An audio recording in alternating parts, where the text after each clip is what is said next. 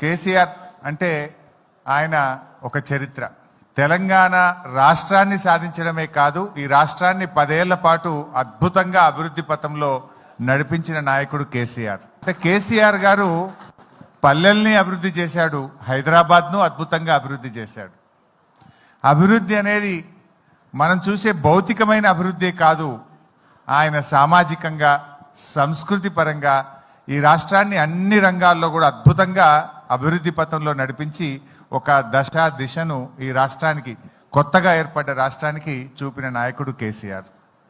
నిజంగా ఈరోజు దేశానికి దిక్సూచిగా తెలంగాణ నిలబడ్డదంటే అది కేసీఆర్ గారు చేసిన కృషి.